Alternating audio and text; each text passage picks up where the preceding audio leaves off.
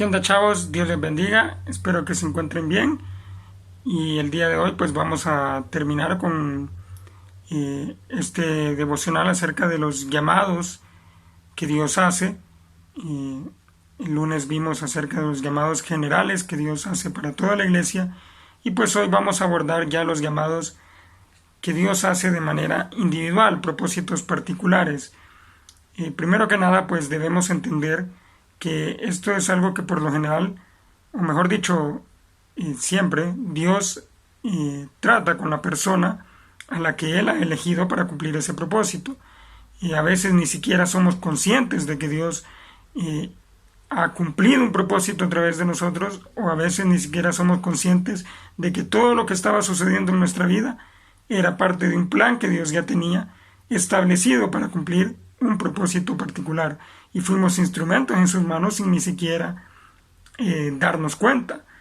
Esto es algo que puede pasar y pasa, suele suceder, y eso es parte también de los llamados que Dios hace. Es un llamado que Dios hace, pero Dios de manera soberana actúa en nuestra vida, actúa a través de nosotros, y nosotros pues al final fuimos instrumentos en sus manos sin ni siquiera estar realmente conscientes de lo que estábamos haciendo. Y eso es algo maravilloso y es parte de la soberanía y la misericordia de Dios, porque no merecemos ni siquiera ser utilizados por Él. Y como lo dice en Romanos 9, del 15 al 23, ahí ustedes pueden ver ese pasaje, que somos vasos de barro, somos barro que Dios, el alfarero, usa y hace lo que Él quiere con ese barro. Nosotros somos el barro. Y también hay personas incluso que ni siquiera son creyentes, ni siquiera son cristianos, y Dios utiliza dentro de su plan, dentro de su soberanía, Él utiliza a esas personas para cumplir un propósito, como lo hizo con el faraón en Éxodo, que lo vemos ahí mismo en ese pasaje de Romanos 9. También lo hizo con Nabucodonosor, con muchos reyes en el Antiguo Pacto, y en el Nuevo Pacto también podemos ver algunos ejemplos, y a lo largo de la historia podríamos concluir incluso que algunas personas han sido, a pesar de su maldad, a pesar de que ni siquiera, lo más probable es que ni siquiera fueron salvos, Dios los usó con un propósito.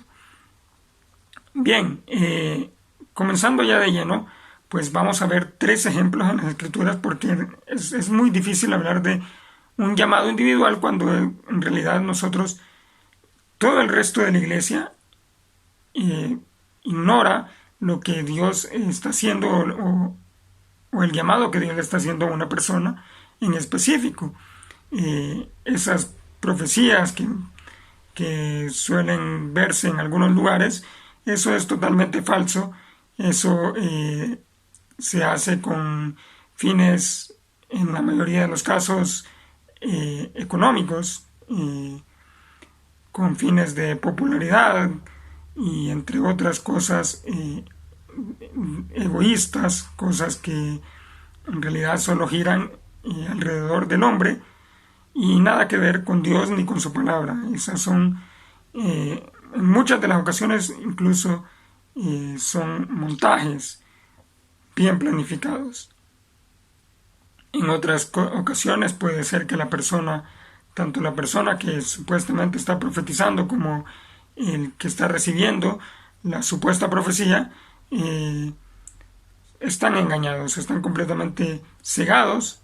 Ahora eso no justifica sus acciones, no justifica lo que están haciendo, porque nadie puede alegar ignorancia cuando tenemos las Escrituras, y a la luz de las Escrituras podemos ver que no es así como Dios trabaja. Además que si vemos esas profecías de cerca, esas falsas profecías, la mayoría solamente hablan de cosas que son para bienestar de la persona y en realidad no aportan absolutamente nada ni a la iglesia ni tampoco al evangelio, así que o a la proclamación del evangelio. Así que vamos a ver realmente lo que son llamados que Dios hace, o mejor dicho, vamos a ver características de cuando Dios está llamando a una persona, de cuando Dios nos está llamando, y qué es lo que sucede cuando nosotros atendemos ese llamado, o si nosotros podemos rechazarlo. Bien, para empezar vamos a ver el ejemplo de Jonás. Jonás, todos sabemos la historia, es muy popular incluso en el ámbito secular.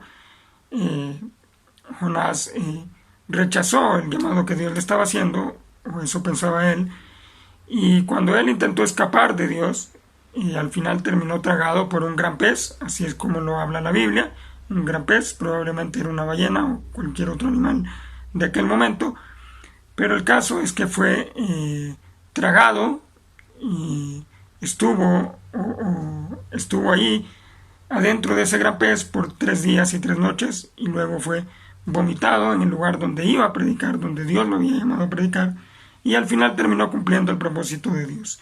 ¿Qué nos enseña esto? Nos enseña que Dios es soberano, nos enseña la soberanía de Dios en los llamados que Él hace.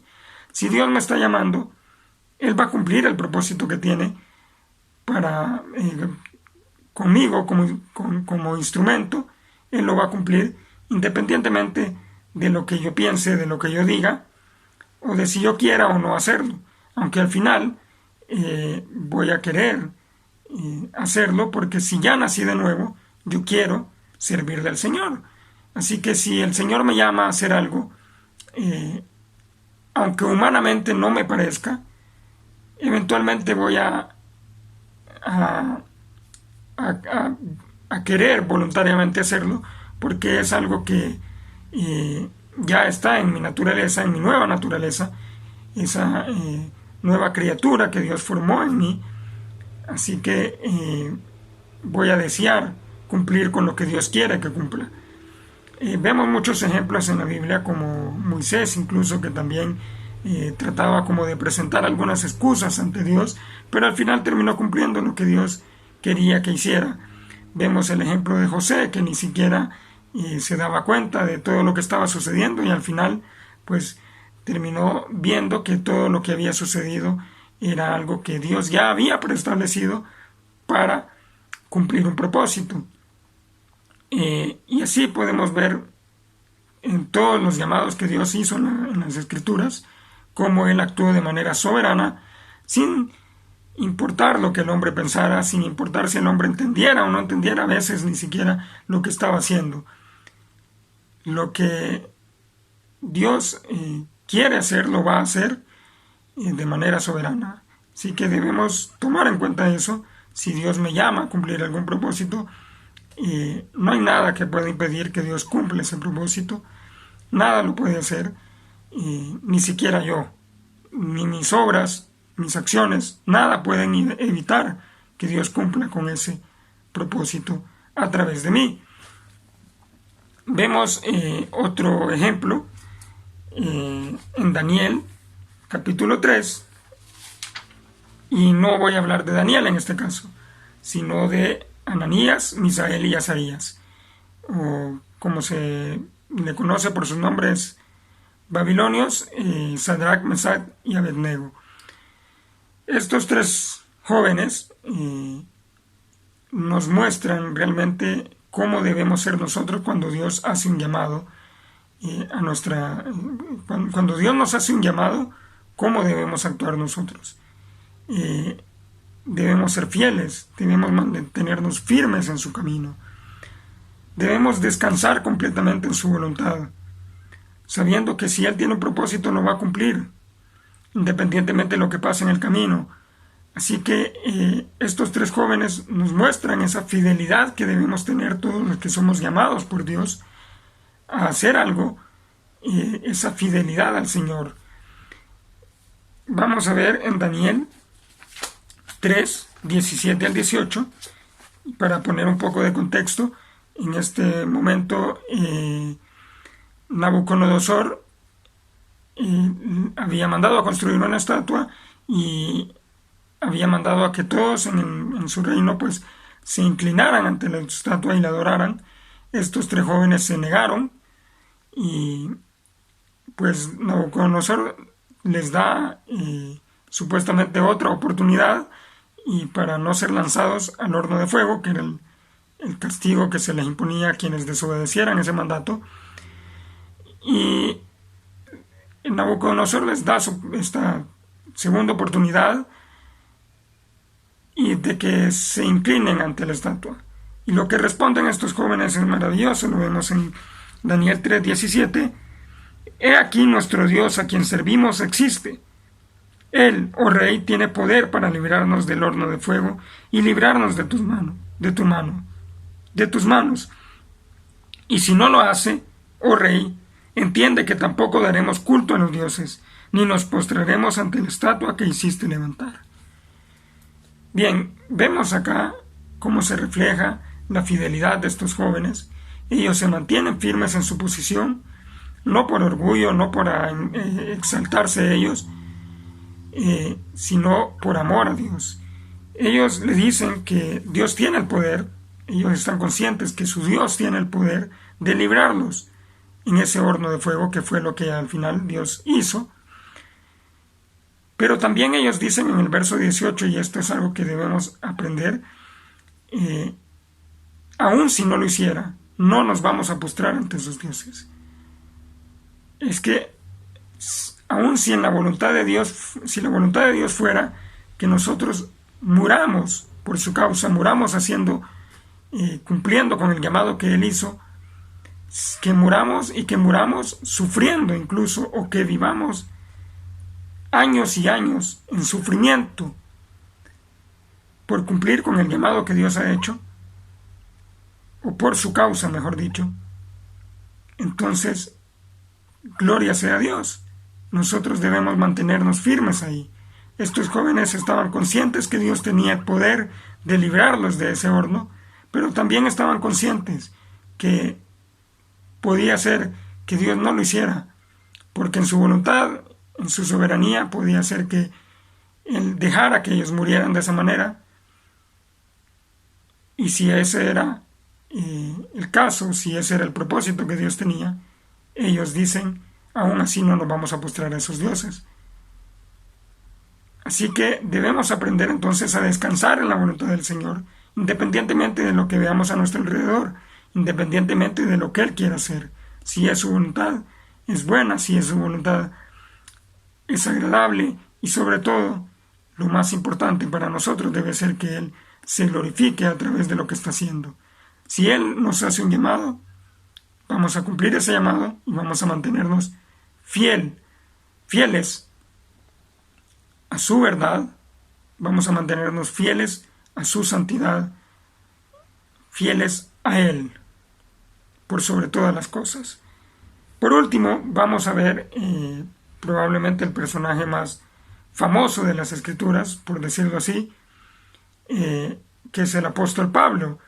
En el Nuevo Pacto vemos quién era Pablo. Pablo era un perseguidor de la iglesia, mataba a cristianos, estuvo presente cuando murió Esteban incluso, y todo eso está registrado en las Escrituras. Pero vemos cómo Dios de manera soberana también se presenta ante él en el camino a Damasco y lo llama, Dios no le dice si puede hacerlo o si quiere hacerlo o que le da la oportunidad de hacerlo. Dios simplemente le da el mandato de servirle, de ser su instrumento para la predicación a los gentiles, y al final pues Pablo lo termina haciendo, porque eso es lo que Dios tenía destinado. Pero ¿qué sucedió con Pablo? ¿Qué fue lo que pasó con Pablo? Pablo en realidad perdió más, humanamente hablando, de lo que ganó. Pablo era un hombre muy letrado, era un hombre que se podía decir en esos tiempos, pues él vivía bien, pero perdió y dejó todo eso por la causa de Cristo. Y al final, ¿qué fue lo que sucedió con Pablo? Bueno, vamos a ver 2 Corintios 11, del 23 al 26, y es bien interesante porque en este capítulo Pablo está hablando incluso de falsos apóstoles, de aquellos que se hacían pasar por apóstoles de Cristo, pero que lo hacían únicamente con el interés de ganancias deshonestas, de ganancias egoístas, que no era realmente que lo hacían para Dios, y ni siquiera predicaban el Evangelio, sino que torcían el Evangelio. y estos eran ministros de Satanás, así los llama Pablo en este capítulo. Y Pablo como evidencia que él sí era un apóstol de Cristo. Las evidencias de que él sí era un apóstol de Cristo no es que era rico, no es que gozaba de buena salud, no es que él estaba físicamente bien, era todo lo contrario. Vemos desde el verso 23 que dice, son servidores de Cristo, hablo como si hubiera perdido el juicio, yo más, en trabajos mucho más, en cárceles mucho más, en azotes más severamente, en peligro de muerte muchas veces. De los judíos 5 veces recibí 40 azotes menos 1, o sea 39. 3 veces fui azotado con vara. 1 vez fui apedreado. 3 veces padecí naufragio. 1 noche y 1 día he pasado en lo profundo. En viajes, muchas veces, en peligro de ríos, en peligro de ladrones, en peligro de los de mi raza, en peligros de los gentiles, en peligros en la ciudad, peligros en despoblado, peligros en el mar, peligros entre falsos hermanos, en trabajo duro y fatiga, en noches en vela, muchas veces en hambre y sed, en ayunos repetidamente, en frío y desnudez. Aquí está claro lo que sucede, o lo que sucedió con Pablo, y muy probablemente, en la mayoría de los casos, cuando Dios hace un llamado, vamos a pasar cosas similares, tal vez no tan al nivel de lo que pasó Pablo y los apóstoles, o incluso los reformadores o los pre-reformadores en la historia, pero vamos a pasar por muchas situaciones difíciles, por muchas aflicciones, y es precisamente por la causa de Cristo. Si hemos sido llamados a servirles y a cumplir un propósito particular que Él tiene, lo más probable, es mucho más probable, claro, Dios en su soberanía puede hacer que una persona materialmente prospere y que tenga buena salud durante su vida, incluso cumpliendo con un llamado, pero en la mayoría de las ocasiones, lo más probable es que si somos llamados por Dios, vamos a pasar por situaciones más parecidas a lo que Pablo presenta acá, que a prosperidad o buena salud o cosas así. Así que debemos estar preparados para eso, entender que eso es realmente lo que pasa, es uno de los efectos que puede conllevar el llamado de Dios en esta tierra. Pero gloria a Dios por eso, gloria a Dios porque nos ha llamado. Si nos llama, somos privilegiados y somos bendecidos, a pesar de lo que vaya a pasar en el transcurso de ese llamado.